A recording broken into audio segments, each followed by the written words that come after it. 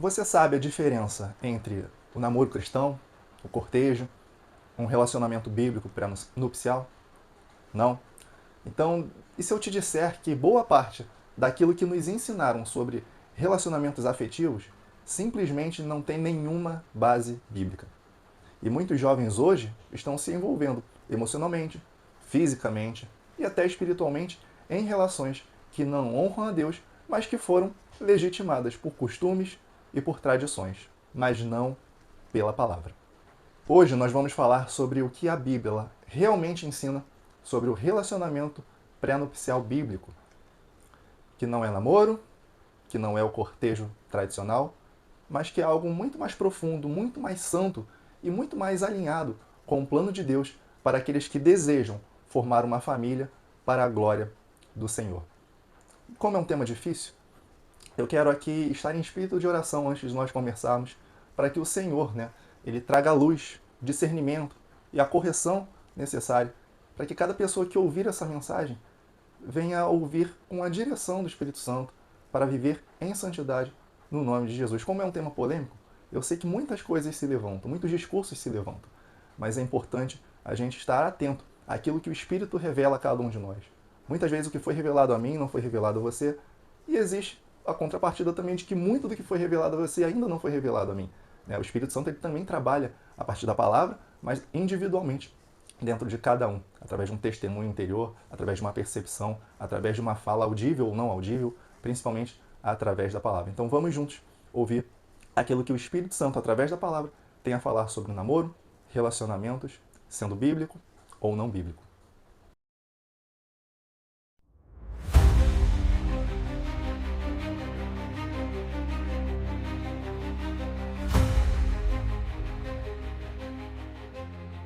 Primeiro de tudo, eu quero trazer por que esse tema é urgente. A gente se aproxima aí do Dia dos Namorados, então, como é um tema que poucos falam, eu achei necessário. E eu queria que você abrisse junto lá em 1 Tessalonicenses 4, 1 ao 6. Você pode fazer a leitura e eu quero trazer aqui o trecho, que é aquele que cada um de vós saiba possuir o seu vaso para santificação e honra. Que ninguém oprima ou defraude o seu irmão em negócio algum, porque o Senhor é vingador de todas as coisas, como também antes vô-lo dissermos e testificamos. E aí, com base nesse versículo 4 e no versículo 6, onde Paulo está falando aqui sobre santidade no corpo, sobre pureza no modo como tratamos os outros e especialmente no contexto de relacionamentos. Explicando com mais clareza, quando ele diz não defraude o seu irmão, ele não está falando apenas do dinheiro, de engano nos negócios. Ele está falando de algo muito mais profundo. Ele está falando assim, olha, não roube a integridade, a pureza, o coração de alguém com falsas intenções, com envolvimento emocional, físico ou espiritual fora do plano de Deus. Esse tipo de furto, o emocional e o espiritual, também é pecado diante de Deus. E isso nos remete diretamente lá ao 8º mandamento, que diz, não furtarás, lá em Êxodo 20, versículo 15. Então, aprofundando esse conceito, sim, normalmente nós aplicamos esse mandamento, não furtarás, a uma questão material. Mas o apóstolo Paulo, lá no Novo Testamento, ele amplia um pouco essa visão. Quando você se aproxima de alguém com intenções que não são santas, quando você promete o que não vai cumprir, quando você toca naquilo que não te pertence, você está defraudando. Você está furtando algo que só pertence ao cônjuge futuro dessa pessoa ou ao Senhor. Existe um problema da superficialidade no ensino cristão sobre isso. Por muito tempo, os materiais cristãos sobre namoro, sexualidade, santidade, eles foram muito mais baseados em experiências pessoais do que na exegese bíblica. Livros como lá do Joshua Harris, por exemplo, eles marcaram algumas gerações. E sim, ele trouxe algo de importante ali naquele momento. Mas o foco nessas literaturas era o testemunho e não a doutrina.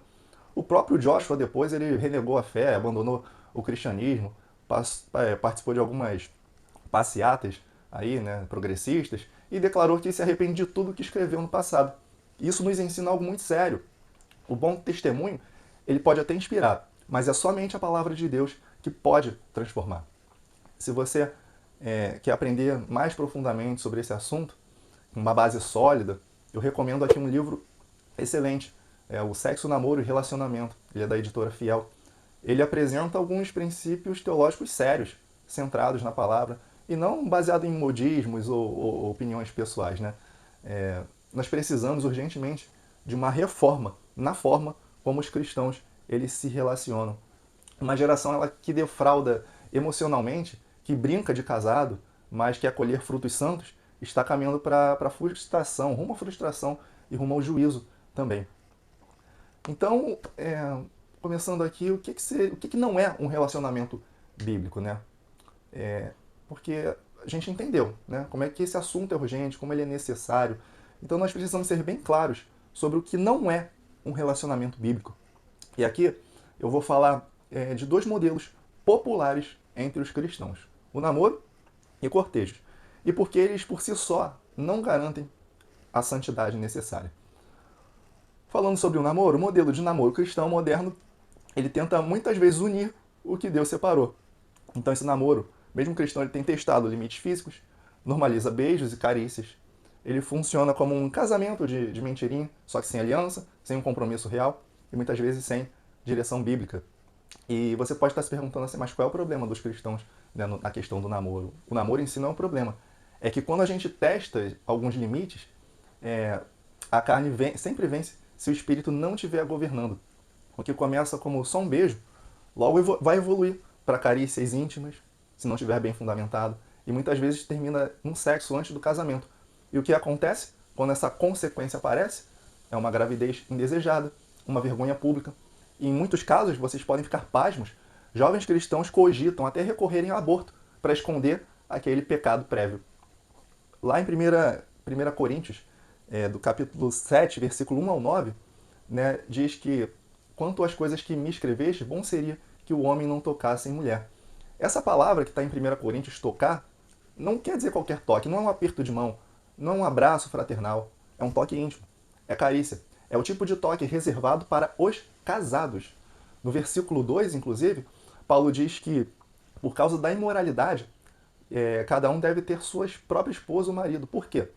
Porque essas carícias, esse desejo, não são o pecado em si, mas são pecado fora do casamento. E aqui eu quero enfatizar uma verdade espiritual para você. Durante o namoro, o corpo da outra pessoa não te pertence. Não importa se vocês estão orando juntos, se Deus confirmou, se você já até escolheu o nome dos seus futuros filhos. A Bíblia é clara.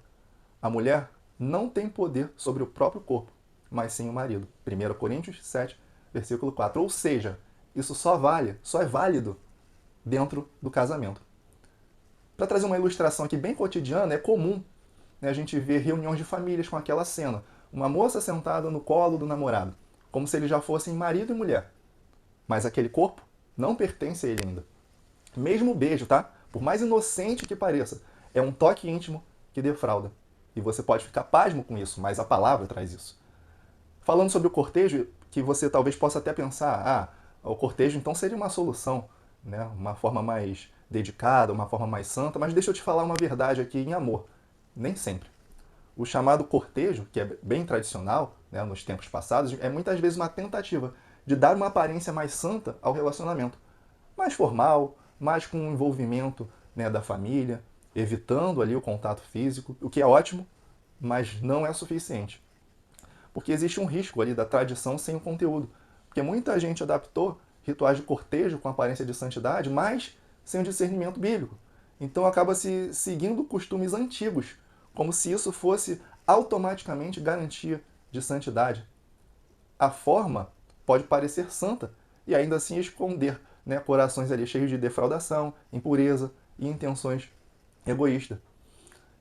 Muitos casais em cortejo, né, eles não se tocam, mas vivem um romance emocionalmente exclusivo, possessivo, idólatra, sem submissão ao espírito e muitas vezes sem a cosmovisão bíblica, né?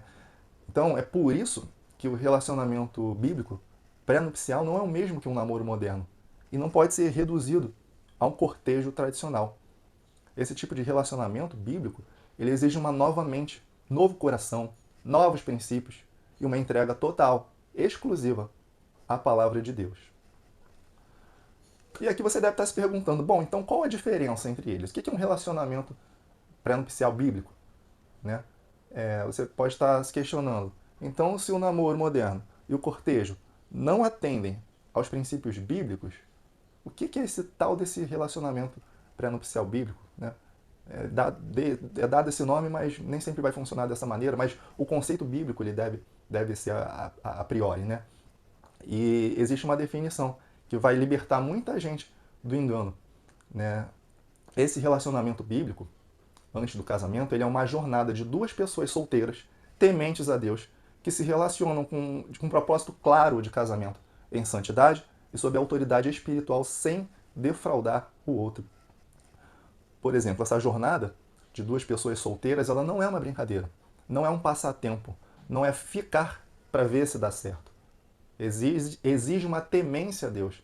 Não basta simpatizar com o Evangelho, é necessário um compromisso real, verdadeiro, exclusivo com Cristo.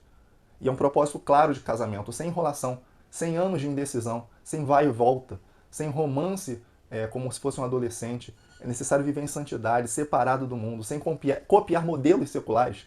Né? Isso vai envolver pastores, pais, discipuladores. É um relacionamento que não se vive no escuro. E o principal, viver sem defraudar, nem emocionalmente, nem fisicamente, nem espiritualmente. Relacionado ao contato físico, existem limites que são claros. O limite desse relacionamento, ele não é parar nas vias de fato, é viver de forma a não roubar o que pertence ao futuro cônjuge. Pode ser até de outra pessoa. Um beijo, ele não é inofensivo. E você ouviu certo. Os lábios pertencem ao seu futuro cônjuge. Pertence a você, mas agora não pertence a qualquer um. Não pertence ao seu pretendente atual. Né? E, mais uma vez, eu falo daquela cena, às vezes, do almoço de família, da moça sentada no colo do namorado, como se fosse normal aquilo ali dentro de um relacionamento, e está errado. Aquele corpo ainda não é seu. Você não tem direito sobre ele. E nem ela sobre você, falando diretamente entre homens e mulheres, né? Lá em Cânticos, capítulo 3, versículo 5, é dito: conjuro-vos, filhas de Israel, que não desperteis, nem provoqueis o amor, até que ele queira.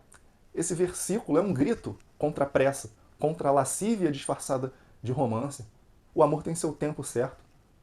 Se não há aliança, não há direito, nem sobre o corpo, nem sobre o coração do outro. Isso é retratado lá em 1 Timóteo, capítulo 5, a partir do versículo 1, que ele diz: as moças trata como irmãs com toda a pureza. Então Paulo está instruindo Timóteo a viver entre os jovens com olhos de santidade. Mesmo em relacionamentos em andamento, a moça continua sendo uma irmã em Cristo, até o dia do casamento. Então, não é porque você está orando com alguém, ou porque os pais sabem desse relacionamento, que você ganhou uma permissão especial. Não se trata disso. A santidade ela não é ajustável ao seu nível de sentimento, porque você ama muito ou porque você ama pouco, você tem liberdade. Ela é absoluta. Existe um padrão no reino que deve ser seguido a partir desses versículos que eu trouxe. Quando a sua mente ela é renovada pela palavra, Romanos 12, 2, né, a sua postura muda. Você não se comporta só diferente, você deseja ser diferente. Você olha para uma irmã, falando para os homens diretamente, e diz, pensa assim, mesmo que ela não se torne a minha esposa, eu vou tratá-la com dignidade, porque ela é uma filha de Deus e ela merece. Isso é uma mente renovada. Esse relacionamento bíblico ele não é uma rigidez religiosa, ele é um caminho de liberdade e de proteção. É um relacionamento onde Cristo está no centro e onde o pecado não vai encontrar espaço para se esconder no emocional, no espiritual ou no físico. Existem princípios práticos e uma mudança de cosmovisão que tem que ser feita. E agora que a gente já entendeu um pouquinho o que é e o que não é um relacionamento bíblico, nós precisamos falar sim sobre essa cosmovisão. A maneira como você enxerga o amor, o casamento e os relacionamentos, se não mudou ainda, precisa mudar radicalmente. Falando de experiência romântica, preparação para o casamento, o relacionamento ele não é um passatempo. Nem uma novela com final incerto, será com quem eu vou ficar. Não é me fazer sentir borboletas, então eu vou tentar. Né? Me sinto bem, vou tentar porque me faz feliz. Relacionamento é uma preparação para o casamento. E se não tem condições reais de casar, você não se relaciona. Falando teologicamente sobre isso, existe um catecismo lá de Westminster, e os reformados vão saber melhor do que eu estou falando. Existe uma pergunta a 139 que comenta o oitavo mandamento, e uma das violações apontadas é impedir ou negligenciar o casamento lícito quando se tem vocação para ele. O que isso quer dizer? Adiar o casamento por egoísmo, por instabilidade proposital, por imaturidade, é um cultivo ao pecado. né? O mundo prega que casar cedo é loucura. A Bíblia nos ensina que retardar desnecessariamente esse casamento é uma desobediência. E aí entra também um papel fundamental, que é o papel dos pais cristãos, que precisam também ter essa mente renovada. Eles têm uma responsabilidade urgente, porque se queremos que os nossos filhos se casem com maturidade, nós precisamos preparar eles para isso. Então os pais devem ensinar os filhos, homens, o valor do trabalho, do sacrifício, da liderança, da provisão. Às filhas é necessário ensinar o valor da submissão bíblica, biblicamente falando, o valor do cuidado, da sabedoria, da edificação do lar. Essa geração tem ensinado a meninas serem independentes demais. Eu quero que você entenda o que eu estou falando aqui, desqualificando homens, criando para que elas não precisem de homens. Existe um valor na independência, sim, né? Mas tudo sobre a submissão, através da palavra bíblica. É ensinado também a muitos homens, ou os meninos, os garotos, a serem... você vai entender o que eu estou falando aqui. Vagabundos emocionais que têm medo ali do compromisso. Então a igreja precisa mudar essa perspectiva, formar homens e mulheres para o casamento, e desde cedo. E aqui vai até algo confrontador, né? Porque deixa eu te fazer uma pergunta aqui que talvez nunca ninguém fez, você pode deixar aqui nos comentários. Mas isso também vai revelar uma maturidade espiritual. Você, homem, está pronto para se relacionar com uma irmã em Cristo, com honra, mesmo que ela nunca se torne a sua esposa? Ou você se aproxima porque quer se beneficiar emocionalmente ou fisicamente? Se isso acontece, a sua intenção é impura. Mesmo que envolva palavras bonitas, oração, joelho no chão, você está usando um relacionamento como idolatria. E o outro, você está utilizando como um objeto. Então deixa eu repetir a pergunta aqui, que revela muito sobre o que a gente entende sobre relacionamento. E talvez você nunca tenha ouvido falar. Eu vou falar para os homens e vou falar para as mulheres, para os jovens, de uma forma geral. Você está pronto para se relacionar com uma irmã ou com um irmão em Cristo, com honra, mesmo que essa pessoa nunca se torne a sua esposa ou seu marido? E se não houver casamento, houver separação, como é que você vai conviver com aquilo que você fez previamente no tocante ao corpo, ao sentimento daquela outra pessoa? Você já parou para pensar nisso? É uma pergunta que não é feita, porque a gente vai vivendo um relacionamento dia após dia e se acabou, não deu certo, vai cada um para o seu lado, mas a gente tem que pensar para onde a gente está levando essa pessoa espiritualmente. E aqui existe um chamado à responsabilidade, né? Como eu falei anteriormente. Relacionamentos bíblicos, eles exigem uma mudança de mentalidade. E essa mudança ela vai começar com uma cosmovisão bíblica, a partir daquele filtro do que eu olho tudo e vejo Deus em tudo. Falar sobre uma santidade prática, uma responsabilidade espiritual importante, né? Sobre encontrar a pessoa certa. É sobre ser a pessoa certa diante de Deus. E quando isso acontecer, Ele vai te guiar no tempo certo para o casamento. Então, hoje nós falamos algo muito mais profundo do que simplesmente só os direitos e os deveres dentro de um namoro, de um relacionamento. A gente falou sobre um relacionamento bíblico que é pré-nupcial, que não é um namoro moderno, que não é um cortejo tradicional, que é uma jornada de propósito, de santidade e de honra diante de Deus. Gente, deixa eu falar aqui para vocês, o mundo ele não precisa apenas de bons casais. O mundo precisa de jovens, de homens e mulheres santos, de jovens, homens e mulheres que amam com temor ao Senhor. E aqui um apelo que eu deixo também para quem está se relacionando de uma forma errada, porque muitas vezes você nunca tinha ouvido falar sobre nada disso. Se você está vivendo um relacionamento em pecado, em toques que não te pertencem, em promessas que você não pode cumprir, se arrependa disso hoje. Não defraude seu irmão, volte para o caminho de pureza, recomece com temor. Deus ainda pode restaurar até esse relacionamento. Para você que está esperando, né, se você está solteiro ou solteira há muito tempo, está preocupado, não desperdice esse tempo. Existe um tempo de preparo, então prepare-se. Se aprofunde na palavra, trabalhe o seu caráter, se fortaleça na fé e não espere um relacionamento para se santificar. Se santifique para poder relacionar. O princípio é o contrário, né? E falando diretamente para os pais, não entregue os seus filhos à cultura desse mundo. Treine os seus filhos para o casamento.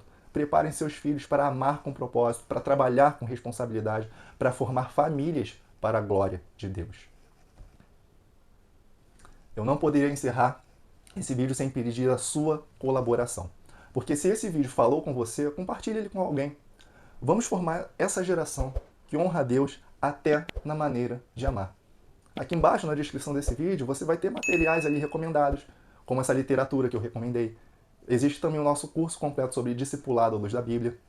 E não esquece, gente, curtir, compartilhar, comentar aqui embaixo o que mais te confrontou nesse vídeo, o que mais te confrontou a partir dessas verdades. E se inscreve para não perder os próximos estudos. Que Deus te abençoe e até o nosso próximo vídeo.